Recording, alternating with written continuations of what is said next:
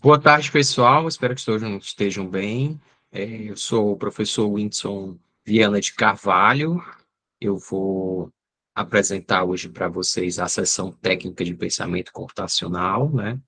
Eu sou um homem branco, né? Estou trajando uma roupa branca. Eu tenho cabelo escuro, olhos castanhos e estou usando óculos, né? É um prazer recebê-los aqui no quarto Simpósio Brasileiro de Educação em Computação, né? O EduComp 2024 é realizado pela Sociedade Brasileira de Computação, através da Comissão Especial de Educação em Computação, o CEDUComp. Está sendo sediado virtualmente pela Universidade Presbiteriana Mackenzie, né? A professora Graziela Guarda está aqui presente na sessão. Vocês vão poder interagir, né, com comentários e perguntas através do chat do Google Meet, né? E durante a discussão elas serão incluídas, né, à medida do possível, né, questão do tempo que a gente tem para a sessão. Vocês também podem pedir a palavra, né, durante a parte de discussão, usando o recurso de levantar a mão do Google Meet, tá? Quando eu passar a palavra para caso você deseje fazer a pergunta usando o microfone, né, você pode abrir a câmera e participar, ou então pode escrever a pergunta no chat e eu farei para os autores, tá? Durante essa fase de apresentação, né, dos autores, a gente pede que vocês mantenham os microfones fechados, tá? E sempre que vocês não tiverem também com a palavra, vocês desligam o microfone. Então, vamos iniciar a nossa sessão técnica com a apresentação do trabalho intitulado. Deixa eu pegar minha pesca aqui, pessoal. Um recurso didático de computação para crianças baseados no estilo de aprendizagem, tá? Esse artigo tem duas autoras, né? Cláudia Eduarda de Moura Ramos, da Universidade Federal Rural de Pernambuco, e da professora, né, Roselma Soares de França, também da Universidade Federal Rural de Pernambuco. Acredito que será a Cláudia que irá apresentar a pesquisa. Então, a apresentação do trabalho terá 10 minutos e depois nós teremos 8 minutos de discussão.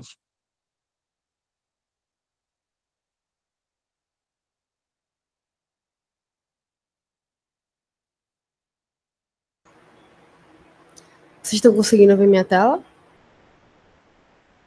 Estamos sim. Boa tarde, gente. Estou vestindo aqui uma camisa cinza, estou usando óculos também e estou com headset. De modo geral, meu nome é Cláudia, né, como foi a introdução. O trabalho que eu vou estar apresentando aqui, ele é muito baseado em um trabalho realizado em um estágio supervisionado e também foi orientado pela professora Roselma França. Estou cursando atualmente o curso de licenciatura em computação na UFRPE. E o trabalho, ele se chama um recurso didático de computação baseado no estilo de aprendizagem para crianças.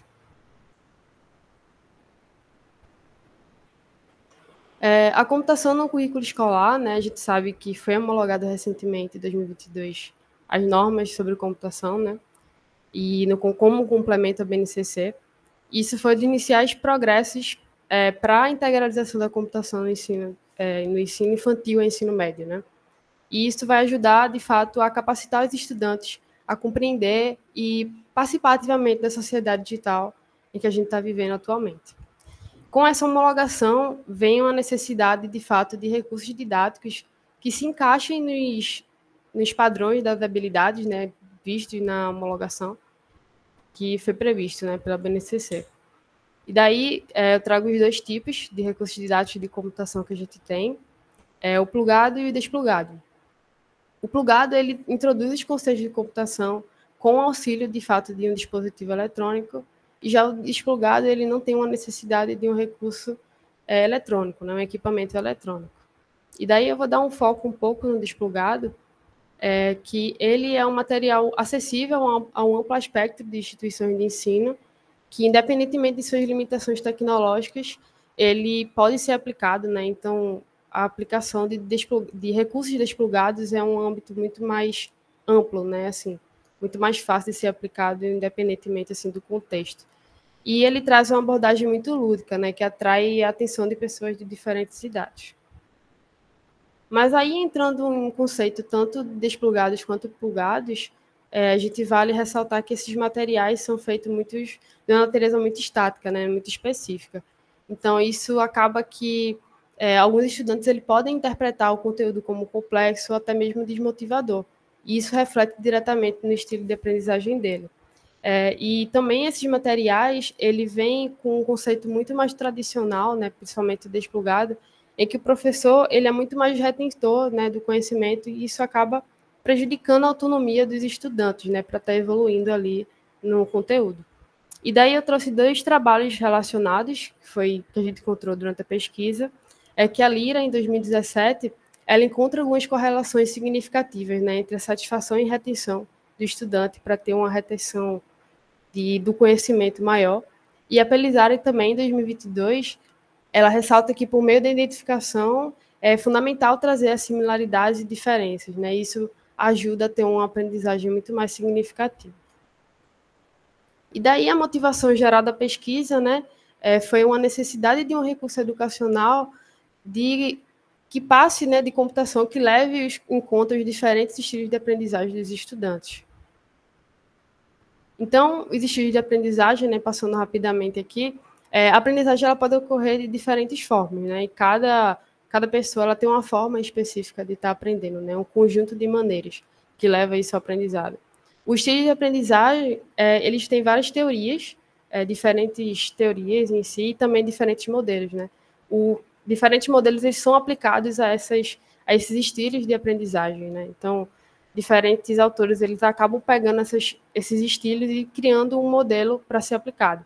E o modelo escolhido foi o modelo Felder e Silverman, que ele é baseado na teoria de David Kolb, de 1984, que foi a teoria da aprendizagem vivencial, e esse modelo também ele foi modernizado, né? Então, ele foi dividido em algumas dimensões, que eu vou estar explicando rapidamente aqui do que seria, né? Essas dimensões são 4 dimensões que ajudam, de fato, a deter o conhecimento concreto, né? Inicialmente tem a percepção, que ele foca no contato inicial do estudante àquele conteúdo novo. A entrada é quando ele começa a fazer a assimilação daquele conteúdo que ele foi visto. O processamento é quando ele começa, de fato, a trazer umas reflexões sobre aquele conteúdo, seja de modo mais teórico ou até de modo mais prático. E o entendimento, ele foca a refletir o que é que ele viu nas fases anteriores, né, nas dimensões. Então, como a gente poderia favorecer o pensamento computacional dos estudantes, considerando esses estilos de aprendizagem em atividades desplugadas? E daí entra a metodologia da pesquisa que a gente realizou, e do material, né, da criação do material, foi essas 4 principais fases, e vou estar passando por cada uma delas. Inicialmente, né, teve a revisão de literatura, que ele foca na análise de livro e busca por trabalhos relacionados. A gente fez uma análise minuciosa por questionários que foram até feitos pelos próprios autores do livro, né? Esse livro é o Computação e Sociedade, do 8º ano do ensino fundamental, e foi vários questionários que se aprofundaram em diferentes pontos sobre as atividades propostas desplugadas. E isso contribuiu com a nossa pesquisa para perceber uma necessidade realmente de uma abordagem mais individual, de trazer diferentes caminhos, né, de aprendizagem para o estudante, que ajude, de fato, o estudante a tomar como base um aprofundamento no modelo de estilo de aprendizagem. A segunda fase foi a pesquisa de campo, que daí a gente foi observado, né, aulas com a utilização de atividades plugadas realizada em uma unidade de tecnologia de Pernambuco.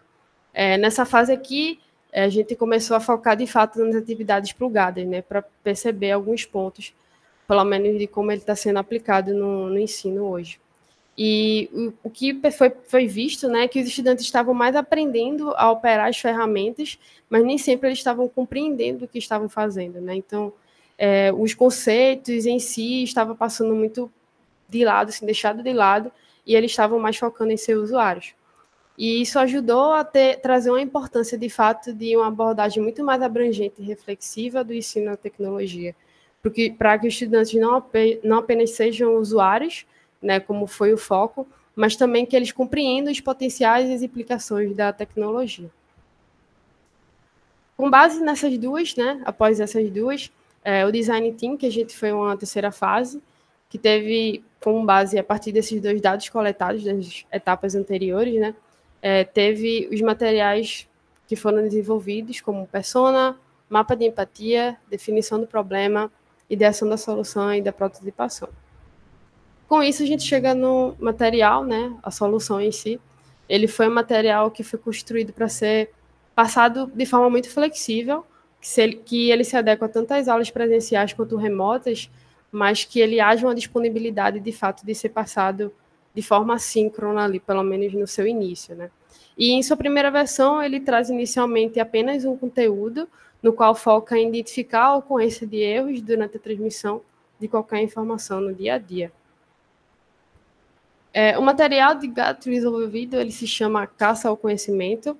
Ele tem como foco o sexto ano, também no ensino fundamental, e ele tem encaixado como habilidade, né, na BNCC, do pensamento computacional, em específico sobre comparar diferentes casos particulares de um mesmo problema, identificando as semelhanças e diferenças entre eles, né? De modo geral, essa seria a habilidade que o material em si está se encaixando no momento. E daí o material desenvolvido, né, ele traz, como eu falei anteriormente, do modelo Feldey-Silverman. Isso aqui é mais uma exemplificação de como ele ficou no material. Então, a gente perpassa pelas dimensões e quando chega em cada dimensão, ele dá o caminho e a página que deveria ser seguida. E também a gente deixa destacado aqui em cima qual é a fase específica que o estudante está naquele momento, né? Então, dando um exemplo aqui, o sensorial são estudantes que eles focam muito mais em experimentações, né? Algo mais prático.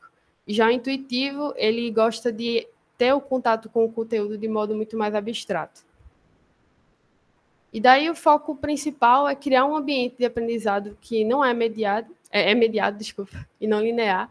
Ele tem como foco que os estudantes sejam incentivados a aprender por diferentes possibilidades.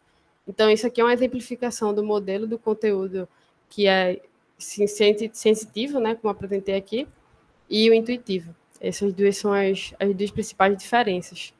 E daí também, para o professor ele se basear e ter um foco de como ele consegue guiar os estudantes, foi realizado inicialmente do recurso, né, um guia para o professor conseguir identificar como os estudantes eles se encaixam, né, com algumas exemplificações de alguns traços que os estudantes possam ter para se encaixar nos caminhos.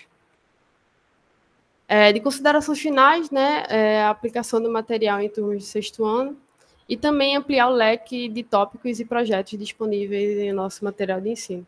Isso vai ajudar, né, a ter uma análise mais rigorosa dos dados e ter um peso real, trazer um peso e uma análise específica de como os estilos de aprendizagens aplicados ao ensino de computação, eles trazem, né, um impacto em si positivo sobre isso. Daí, eu queria agradecer também o espaço, ao Educomp, a Roselma França também, pelas orientações do trabalho, e eu deixei o QR Code aqui do material completo, caso alguém tenha interesse de ver mais a fundo.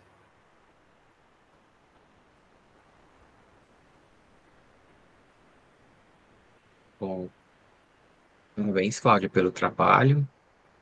Foi certinho aqui no tempo, pelo menos pela minha contagem. Eu gostaria de saber se alguém tem alguma pergunta. Caso não queiram falar, podem pedir a palavra, ou então podem escrever também no chat. Enquanto o pessoal pensa em se manifestar. Cláudia, eu tenho uma primeira pergunta para ti, para entender como é que era feita a questão da escolha do perfil, né? De aprendizagem. Era o professor, a professora responsável que fazia essa escolha, era a criança. Como é que se dava essa escolha desses múltiplos caminhos que você mostrou? Em específico, como que a gente define como os estudantes vão escolher os caminhos, não é isso? Isso, no sentido que, em teoria, né, quando você personaliza, você quer indicar um caminho para cada estudante, né? Então, a Isso. minha pergunta é como é que era feita essa escolha de qual caminho seguir? Era o Uhum. professor, a professora que escolhia, era a própria criança? Ou na verdade, a ideia é que você possa percorrer todos esses múltiplos caminhos? Como é que era É, para você essa questão do estilo de aprendizagem? uhum. O material ele tem um foco do professor definir um tipo de caminho, mas isso não restringe do estudante explorar os outros caminhos, né? Porque como é um material de acesso aberto para todas as fases, ele tem uma autonomia de poder fluir entre outros caminhos. No início do material, a gente disponibiliza um apoio ao professor que ele possa identificar de acordo com o perfil do estudante, onde ele pode escolher cada caminho de cada fase. Então, por exemplo, como eu exemplifiquei no sensorial intuitivo, a gente dá exemplificações no material no início, de como o estudante pode se encaixar no sensorial e como o estudante pode se encaixar no intuitivo. E daí ele pode perpassar de acordo com as páginas, né? Aí fica aberto também a escolha. Não sei se eu consegui tirar a dúvida. Conseguiu, sim. Acho que a Roselma quer complementar, né? Complementando a resposta de Cláudia, há também a possibilidade dos estudantes responderem um questionário para identificar seu perfil. Certo, Roselma, essa era exatamente uma das minhas dúvidas, né? Alguém tem alguma pergunta? A gente ainda tem um tempinho. Cláudia, eu vou te fazer então uma outra pergunta que ainda é relacionada a essa questão dos estilos de aprendizagem, né? E eu me lembro quando eu propus trabalhar com esse tema para um aluno meu de doutorado, e ele encontrou um manifesto na internet que exatamente condenava o uso dos estilos, né? Porque diz que você, na verdade, você está condicionando a pessoa a escolher um caminho, muitas vezes por acomodação, em vez de tentar explorar as outras possibilidades, tá? Então, no teu entendimento, né, que tu deve ter lido bastante material, bastante coisa, e também ter tido essa experiência de fazer esse recurso, você acredita que é importante ter essas possibilidades e que eu preciso encaixar alguém em um estilo, é interessante ela poder caminhar em todas essas possibilidades, né, em todos esses caminhos que vocês criaram do material. Eu considero Uma das que críticas, inclusive, era que se a pessoa pode ter um estilo no momento e isso mudar depois, né? E também, por exemplo, responder um questionário, pode ser que naquele momento ela se identifique com um perfil, mas depois isso mude, né? Então, essa é uma das críticas que fazem ao usar os estilos de aprendizagem. sim.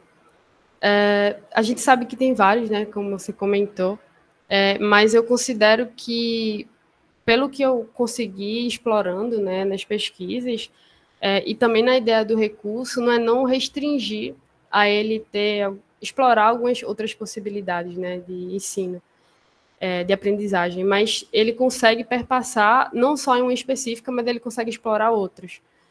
Eu acho que realmente pode ter algumas formas de ensino que engessam muito e não deixam de fácil acesso outras formas de ensino, por exemplo.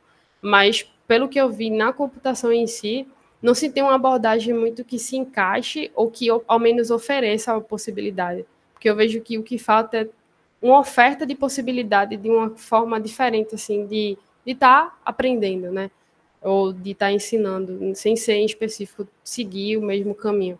Eu acho que isso ajuda a gente a ter uma ideia melhor do conteúdo e diversificar melhor a forma que a gente vai estar ensinando. Ao meu ver, assim, essa foi a concepção que eu tive. Bom, obrigado, Cláudio. Então, vamos agradecer a apresentação.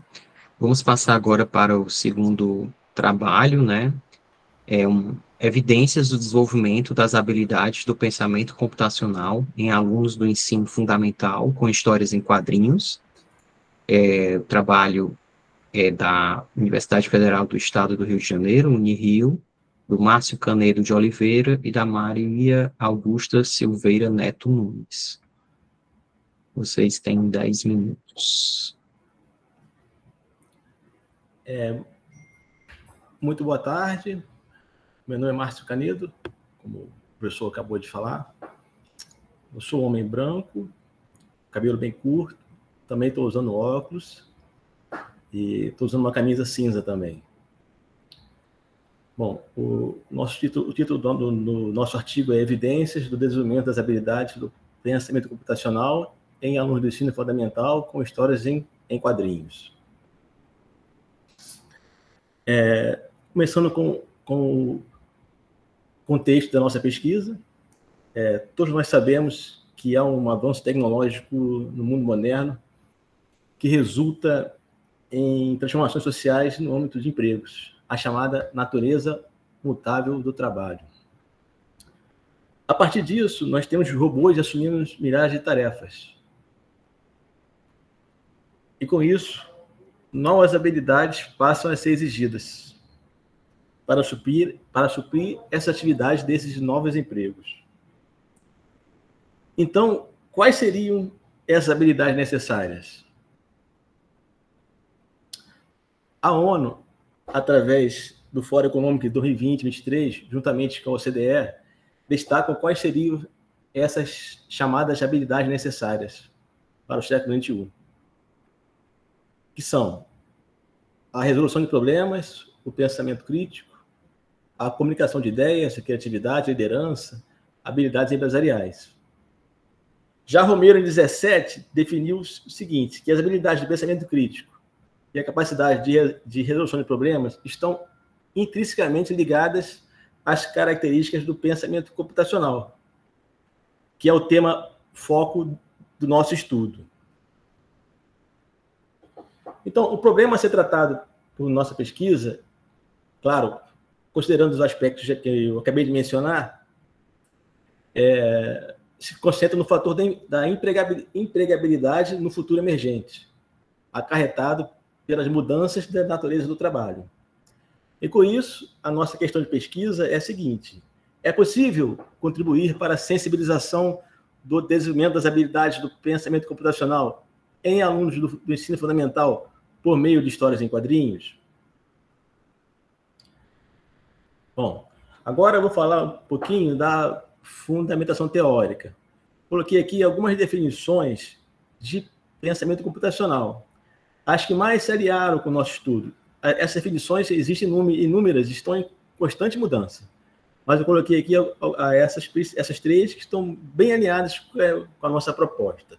Em 2006, o INC definiu o termo pensamento computacional, defendeu como uma competência que deveria ser desenvolvida em todas as pessoas, equiparando a sua importância à escrita e à aritmética. Em 2014, ela afirmou que o conceito engloba os processos de pensamento computacional, os processos de pensamento envolvidos na formulação de um problema e que expressam a sua solução. Brackman, em 17, afirmou que os conhecimentos em computação são tão importantes para a vida na sociedade contemporânea quanto os conhecimentos básicos em matemática, filosofia, física e etc. Brackman também afirmou que o pensamento computacional utiliza 4 dimensões, classificadas por ele como os 4 pilares do pensamento computacional, que são abstração, decomposição, reconhecimento de padrões e algoritmos. Falando um pouquinho de cada um deles, para ser bem resumido, a abstração é o aluno se ater aos detalhes mais importantes do problema. A decomposição, dividir esse problema em partes menores para facilitar a sua solução. O reconhecimento de padrões, verificar se existem problemas semelhantes com soluções semelhantes. E algoritmos seriam os passos necessários para resolver os problemas. Os artefatos que foram criados para auxiliar na intervenção foram todos eles baseados nesses 4 pilares do pensamento computacional. Eu coloquei aqui 3 trabalhos relacionados a título de exemplo. Por exemplo, o trabalho de Costa, em 2017, onde o objetivo era promover a capacidade de resolução de problemas nos alunos por meio da disciplina de matemática, estimulando as competências essenciais através de atividades práticas, questões em maior conformidade com o pensamento computacional. A abordagem que ele utilizou foi a pesquisa e ação, e a ferramenta de avaliação foi o pré-teste e pós-teste, também muito semelhante ao nosso, e a contribuição que ele teve, os resultados evidenciaram fatores que possivelmente contribuíram para melhorar a capacidade de resolução de problemas.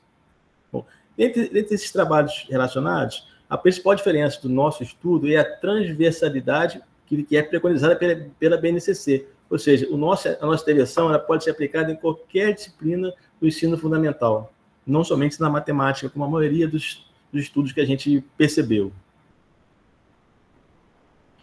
O método utilizado no experimento foi uma pesquisa exploratória com abordagem quantitativa. Em relação aos procedimentos, a abordagem foi a abordagem quase experimental.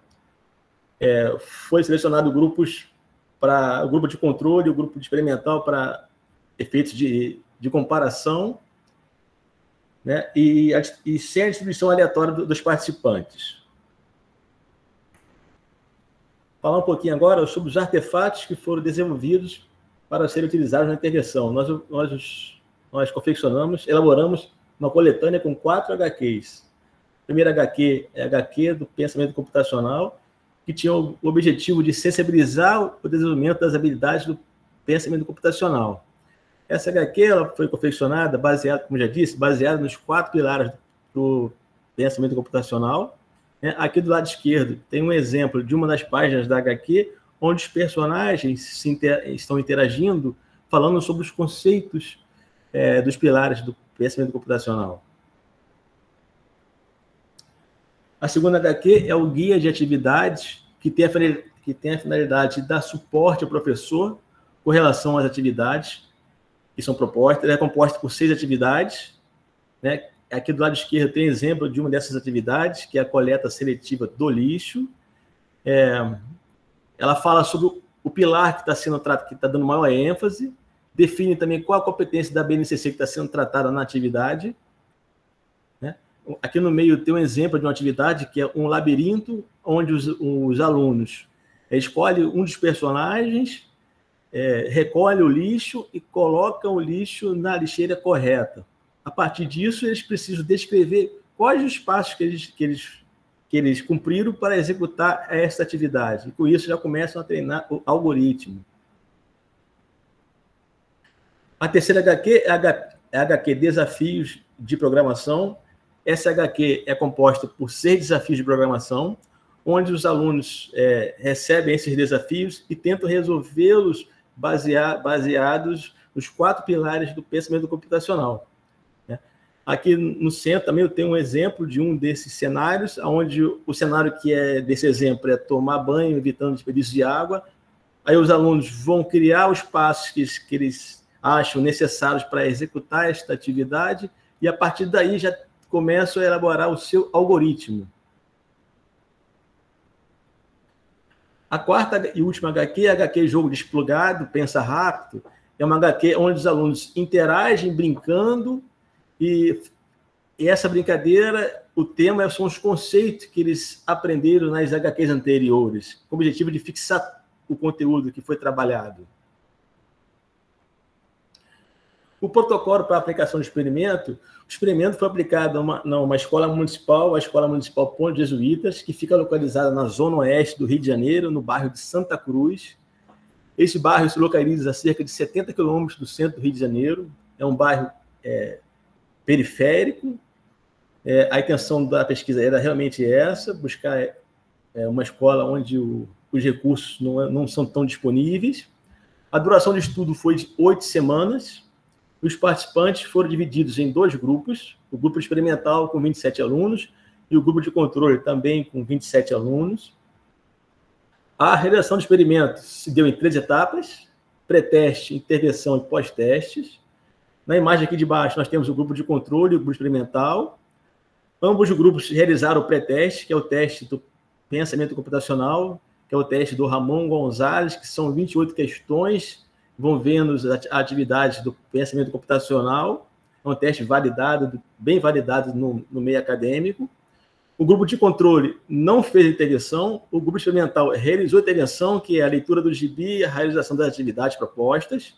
Depois das 6 aulas, tanto o grupo de controle, tanto o grupo experimental realizaram novamente o teste do pensamento computacional.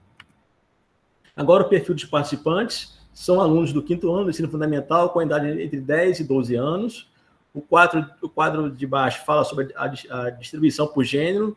Nós podemos ver pelo quadro que os gêneros estão bem equilibrados, o que é importante para fim estatístico. Para análise estatística, foi utilizado inicialmente o teste de normalidade do Shapiro, mas como por não? Tirar só mais 1 minuto, tá? Por já não. estourou o tempo. Okay? Tá bom, vou passar esse resultado, então, que isso aqui não fala muito. Os resultados quantitativos mostrou essa questão descritiva, onde a nota 1 refere-se ao pré-teste, a nota 2 o pós-teste. A nota 2 do grupo experimental foi um acréscimo de 3 pontos, passou a ser 11, que demonstrou uma melhora. E as considerações finais, o benefício proposto pelo estudo é a possibilidade de sensibilizar os alunos do ensino fundamental. Os resultados alcançados sugeriram uma sensibilização através do uso das HQs, e o experimento proposto está indo de encontro às diretrizes propostas pela BNCC. Obrigado. Desculpa, Márcio, se eu te acelerei. Desculpa, eu estou com o cronômetro aqui do meu lado, mas desculpa. Pessoal, vocês têm alguma pergunta?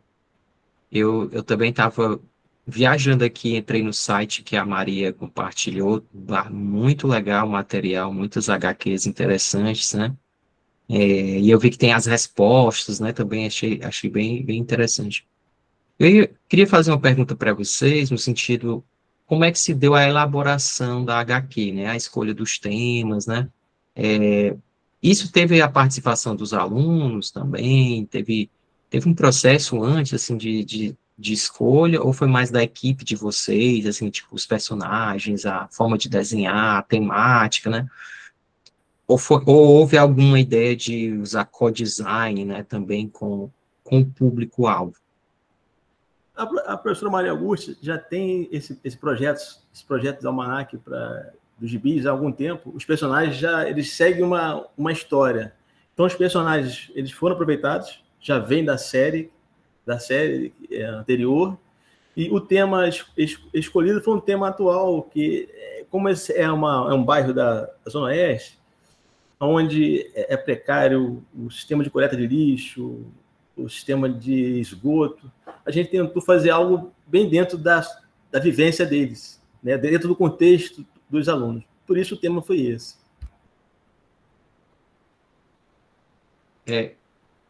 Mas eu vi também... Opa, diga, professora. Acho que a professora quer complementar. Não, pode complementar aí, que daí eu falo também. Uma questão que sempre se pergunta ali, né, que é como foi feito os HQs, de uma forma mais sistemática, né? E esse vai ser o tema da minha palestra do Dado EI esse ano, em Brasília, porque olha que pedem essa informação. E o Márcio sabe que é um trabalho bem minucioso, né? E assim, a gente vem fazendo, ao longo desses 10 anos de trabalho, a gente vem fazendo de uma forma empírica, mas tem que uma hora, e eu passo para eles de forma empírica também, a gente vai reestruturando, mas a gente tem que sistematizar isso. Então, a gente vai sistematizar, e possivelmente também no doutorado dele, do colega dele, que possivelmente eles venham a fazer a partir do ano que vem, né? A gente foque mais nesse ponto e no ponto também específico para ter uma certa, né, uma certa ordem de desenvolvimento para os gibis, digamos, conceituais, e também para o guia do professor, que são 2 materiais bem diferentes, mas que a gente percebeu, a partir de um certo momento, complementares e fundamentais. Porque se vocês olharem lá o site dos almanacs, tem muitos almanacs, mas quer dizer, a maioria deles não tem o guia pedagógico, e mesmo até os da série de pensamento computacional, porque foi algumas coisas que a gente foi criando, até aquela própria marca d'água que tem, a gente criou para dizer contém pensamento computacional, né? Até o Bracken nos ajudou naquela marca, né? E os personagens também usados, eles estão todos disponíveis lá no site, vocês podem baixar e usar com os alunos de vocês para fazer outras atividades, né, também. Então, é isso. Legal, professora. O que eu ia perguntar, né? Alguém tem alguma pergunta, pessoal? Não, o que eu ia ressaltar e ao mesmo tempo perguntar para vocês. Pronto, olha aí, temos uma pergunta. Vai lá, Luiz. Oi, Whindersson, obrigado.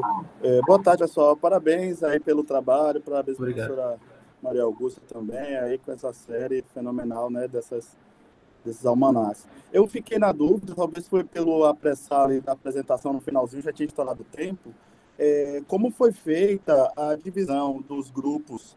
Eu sei, o Márcio chegou a comentar a questão do gênero, mas eu não consegui pegar ali se vocês utilizaram dados do pré-teste, por exemplo, para dividir a turma através Não. de alguma média de desempenho, alguma coisa assim? Não. As turmas foram distribuídas pela própria escola. Ela pegou 2 turmas de 5º ano, uma foi o grupo de controle, a outra o grupo experimental. Que a gente também tem que se adequar à rotina da escola, a gente não consegue ter muita gerência sobre isso, né? Foi assim que foi a escolha. Entendi, tá bom. Obrigado, Márcio, valeu, viu? Parabéns aí mais uma vez para vocês. Muito obrigado. Até porque para dividir dentro da própria turma dá confusão, né? Dá. Por que ele tem HQ, o meu não tem, né? Isso gera ciúme, né? Eu Mas imagino. o que a gente fez também, professor, depois que a gente realizou os testes, o grupo de controle, que não tinha realizado nada, ele realizou as atividades também. Certo. O que eu ia perguntar para vocês, né, assim, ressaltar, é que eu fui aqui no artigo, vi que vocês tiveram cuidado de passar pelo comitê de ética, Sim. que é algo que a SBC, né, atualizou o código deles, né, de ética, e que a tendência é a gente exigir em todos os eventos, se tiver algum experimento, né, com humanos, Nós passamos, sim. que passe pelo comitê. Então eu queria saber para vocês se vocês falam da experiência, né, de vocês com relação a isso, quanto tempo durou, se foi muito demorado, né, porque a gente sempre escuta muito reclamação, né, e eu, no caso de vocês, imagino que às vezes até a própria escola, a Secretaria de Educação exige isso, né? Como a professora tinha muita experiência nesse assunto, ela indicou para a gente fazer logo no início. A gente fez bem no início, não atrapalhou.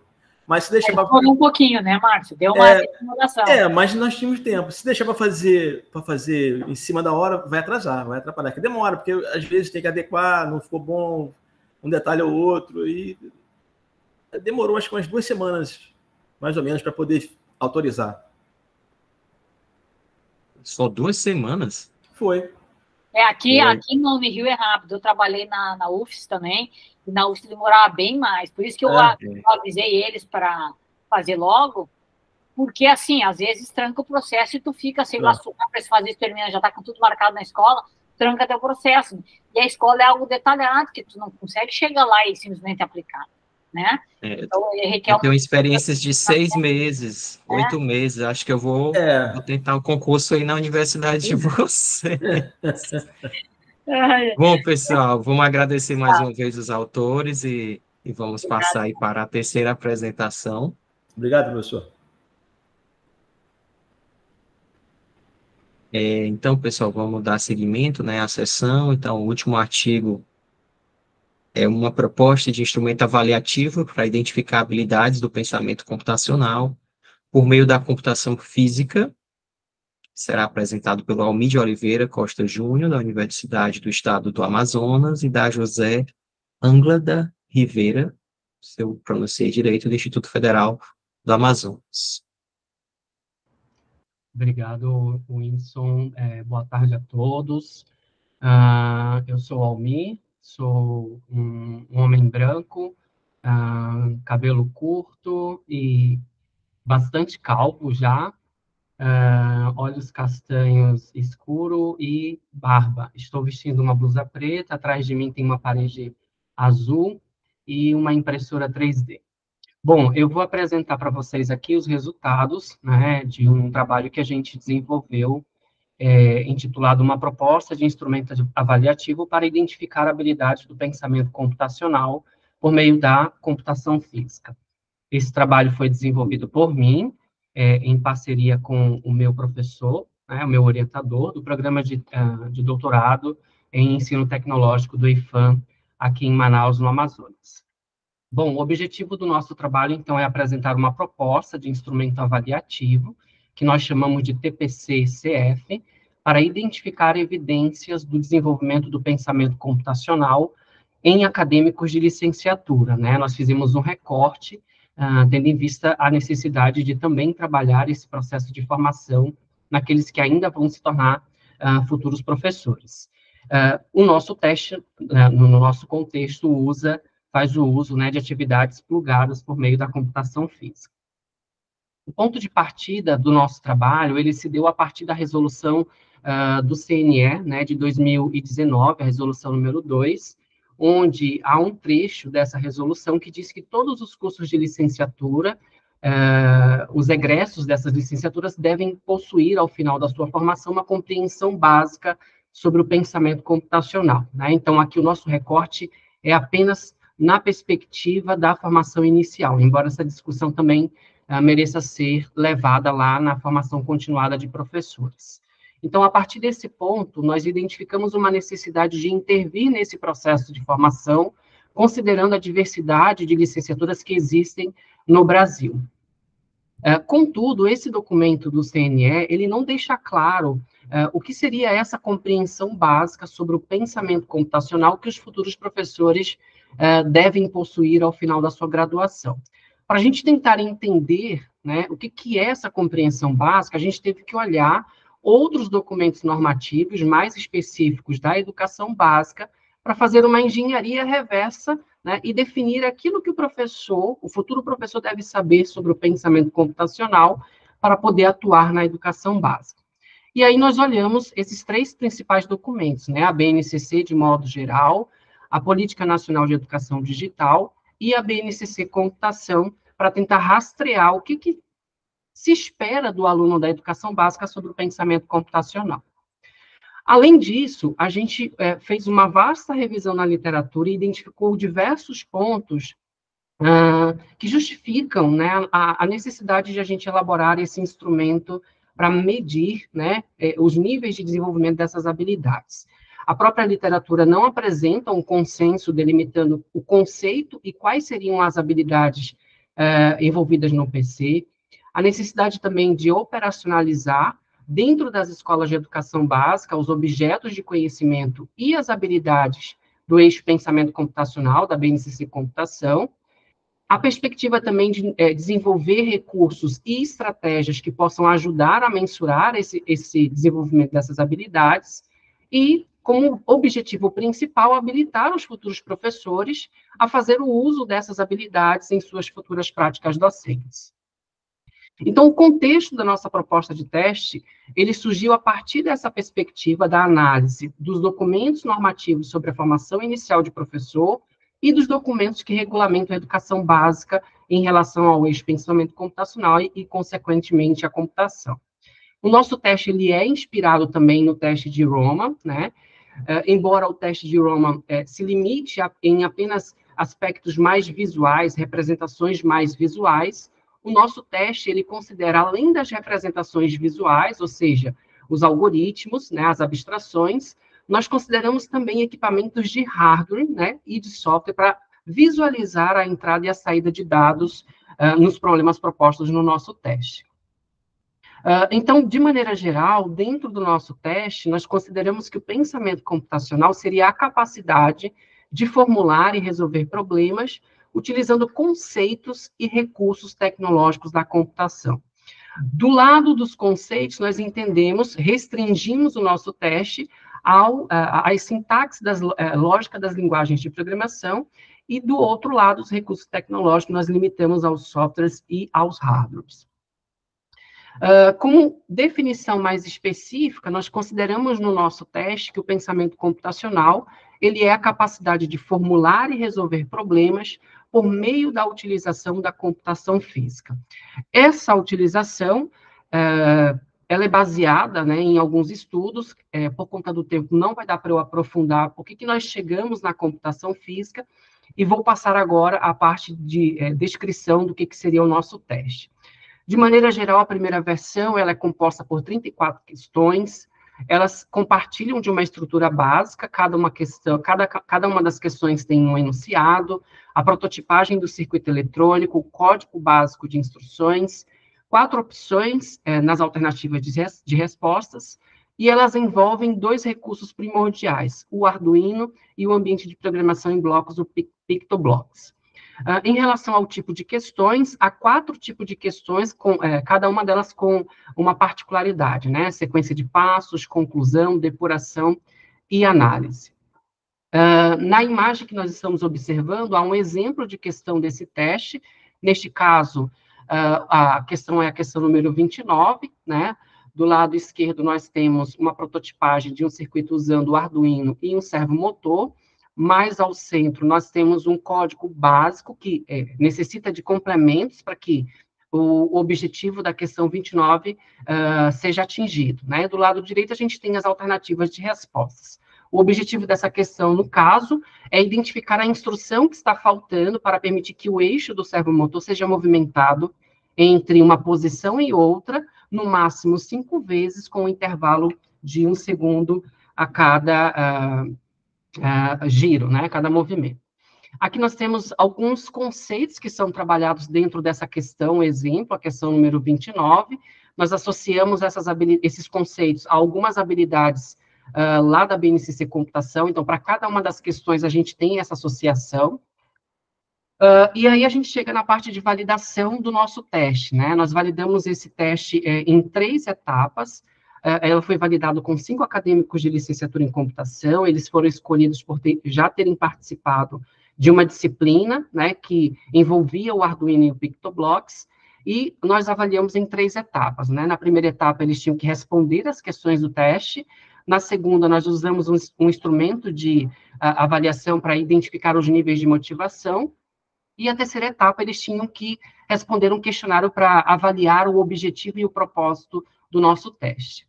Então, a primeira etapa, nós conseguimos identificar alguns resultados muito satisfatórios, nenhum dos nossos avaliadores conseguiu acertar 100% das questões, né, no máximo que chegaram ali a 33 questões, o tempo médio foram esses que a gente observa aí na tabela do slide. Na segunda etapa, a gente fez uma avaliação usando um instrumento, né, para identificar níveis de motivação, e aí esse teste que a gente adaptou para o contexto da nossa pesquisa, ele analisa 4 construtos, né, atenção, relevância, confiança e satisfação, e a gente também conseguiu dados muito interessantes em relação a esses níveis, esses construtos dentro do teste de motivação, né, tendo sido a satisfação maior índice obtido dentro desse teste, né, e o menor índice o construto confiança. Por fim, a gente teve uma terceira etapa, onde haviam 35 perguntas, esse questionário foi elaborado por nós mesmos, com o objetivo de identificar, né, qual era a percepção dos avaliadores em relação ao objetivo, aos recursos, enfim, a estrutura, a organização geral do nosso teste, da nossa proposta de teste. Da mesma forma, os resultados foram muito satisfatórios, foram poucas coisas que a gente precisou realmente ajustar com base no feedback, né, em relação principalmente, por exemplo, à organização dos recursos, a mudar algumas coisas relacionadas à fonte, né, descrever um pouco mais o contexto do enunciado das questões. Então, de maneira geral, a gente obteve dados muito satisfatórios também em relação a isso. Bom, aqui você pode ter acesso ao artigo, né? Dentro do artigo, há link para todos os instrumentos que nós utilizamos, assim como uma discussão mais aprofundada sobre tudo que a gente apresentou, né, dentro dessa nossa proposta de teste, e também, obviamente, acesso à versão número 1 do teste que nós elaboramos. Como trabalhos futuros, nós estamos desenvolvendo uma versão 2.0, assim como uma psicometria, né, em relação à questão de uma pontuação para identificar se aquela habilidade ou não foi desenvolvida após a aplicação do teste, né? É isso, algumas referências. Obrigado.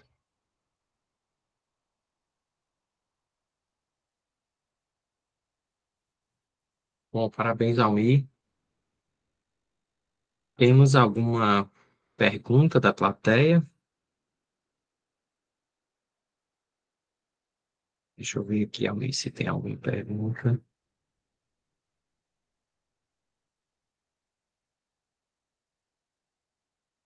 A Graziela está lembrando aqui que o Almir vai lançar um livro dele, né? Na quinta-feira, aqui durante o evento. Parabéns, Almir. Almir, você chegou a aplicar... Deixa eu só desligar o alarme aqui. Você chegou a aplicar com alunos esse instrumento ou não? Porque eu vi que a sua avaliação foi com professores, né, de Isso, licenciatura, mas eu agradeço a pergunta, chegou... Wilson. Eu tinha colocado isso no slide, mas por conta do tempo eu acabei retirando. Uhum. Isso, inclusive, é uma sugestão de trabalho futuro que a gente faz, né? Porque, assim, eu estou no programa de doutorado e a minha pesquisa, ela envolve a aprendizagem de acadêmicos de licenciatura. Então, no primeiro momento, nós fizemos uma validação para tentar identificar se esse instrumento pode se constituir como uma forma Uhum. de mensurar essas habilidades neste público em específico. No final, nesse questionário que os meus alunos avaliaram aqui, ó, a pergunta número 13, aliás, pergunta número 30, nós perguntamos para os avaliadores se eles acreditavam que esse teste poderia ser replicado em outros contextos, por exemplo, na educação básica. Uhum. E eles foram enfáticos em afirmar que sim, obviamente, desde que os alunos da educação básica tenham passado por um processo de instrução usando as ferramentas. Então, isso a gente não fez ainda, né? E aí fica até a sugestão de alguém pegar e poder validar isso num contexto para além da academia, né, do ensino superior, no caso da licenciatura. Mas é um desejo nosso. A gente sabe, né, dentro do doutorado a gente não pode abraçar muito o mundo, então a gente tem que acabar delimitando os nossos espaços, né? E como eu estou afastado do meu trabalho, eu não estou orientando nenhum aluno porque estou afastado, aí fica um pouco difícil fazer essa validação também em outro contexto, né? Mas a gente pensou sim, e obrigado por essa pergunta, a oportunidade de esclarecer isso.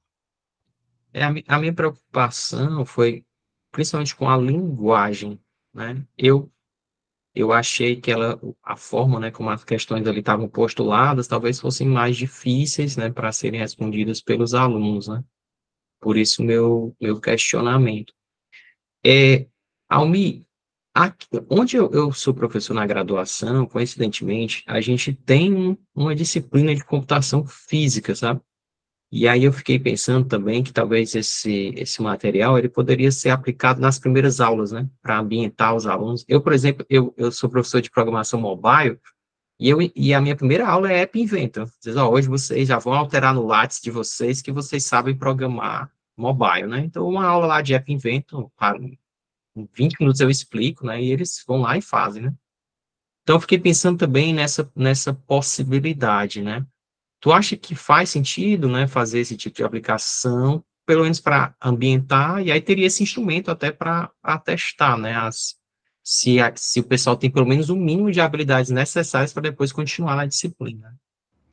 Whindersson, eu estou indo exatamente por esse caminho, né? Eu tô trabalhando com a licenciatura em física na minha pesquisa do doutorado, né? Eu estou instanciando a minha pesquisa de pensamento computacional dentro de um conceito específico lá no curso de física. E o que a gente está fazendo antes de fazer uma intervenção com eles, né? A minha intervenção está programada para acontecer no segundo semestre, né? Agora de 2024. Inclusive, estou trabalhando na Plataforma Brasil, preenchendo os documentos lá. O que a gente está fazendo de forma antecipada? A gente está preparando esses materiais, inclusive esse livro que a Graziella falou, se você puder participar depois, ou depois lá no site e baixar o livro, é um livro gratuito, onde a gente explica coisas práticas de computação física. Por exemplo, como é que programa um sensor ultrassônico? A gente faz de forma bem objetiva, sem muitas firulas, como é que programa aquele sensor. O que ele vai fazer com esse sensor depois, aí já são outros 500, porque muitas vezes eles não sabem nem como fazer o básico, né? Então, quando a gente olha para esse teste, a gente está pensando exatamente nisso. O que eu faço para programar um robô ou para programar um sensor usando determinadas habilidades? O que eu posso usar da física? O que eu posso usar da computação? Então, a gente está preocupado exatamente nesse ponto de interseção entre a física, né, e as habilidades do pensamento computacional. Como é que as duas coisas podem se ajudar? Então, até o momento, a gente nem está falando de física, né? Eu não sei se você teve a oportunidade de ler no trabalho, mas eu não estou falando nada de física a própria área de conhecimento, né? Estou falando da computação física, do tangível. Mas a gente vai chegar nesse ponto de fazer essas aproximações, é nesse momento que a gente está desenvolvendo a nossa pesquisa, né? Mas é isso, eu acho sim que é válido, dentro desse contexto que você está falando, de ambientar essas pessoas nessas ferramentas e até para entender se elas têm essas habilidades mais básicas, né? De entender o que é um algoritmo, de compreender uma sequência de passo, de fazer a decomposição, a abstração e tudo mais. Eu acho que a computação física, né, pensando no pensamento computacional plugado, se constitui, sim, como uma excelente maneira, né, de experienciar, de vivenciar essas habilidades. Isso é uma das coisas que a gente traz como fundamentação no nosso artigo. Por que a gente está falando de pensamento computacional plugado e computação física? Porque quando a gente olha para os trabalhos do Seymour Papert, embora ele não tenha definido claramente o que seria o pensamento computacional, quando você analisa em profundidade o que ele diz nos trabalhos dele, ele está falando do uso efetivo do computador, obviamente, para resolver um problema, usando as linguagens de programação, usando os robôs, usando os recursos tangíveis. Mas ele não está falando apenas das habilidades, ele está falando do próprio recurso também. Não como utilitário, né, mas para construir a solução de um problema. Então, é isso que a gente está defendendo e acha que esse teste pode ser um caminho viável, né, para identificar essas habilidades. A Lidiane está perguntando o horário de lançamento do livro. Grazi, se puder responder essa. Oi, Lidiane, está no dia 25, horário de Brasília é às 13h30, né? Para mim é que é um pouquinho mais cedo. Almir, se tu puder colocar aqui no chat o link do livro. Já vou pegar aqui, pera lá. Eu gostaria, antes de encerrar a sessão, né, convidar a todos, né, para abrirem a câmera e para a gente fazer um print, pedir ao Almir aí de tirar a apresentação dele, né, para a gente fazer essa foto aí da sessão. Alessandré, não sei se tu consegue fazer. Consigo sim, Whindersson.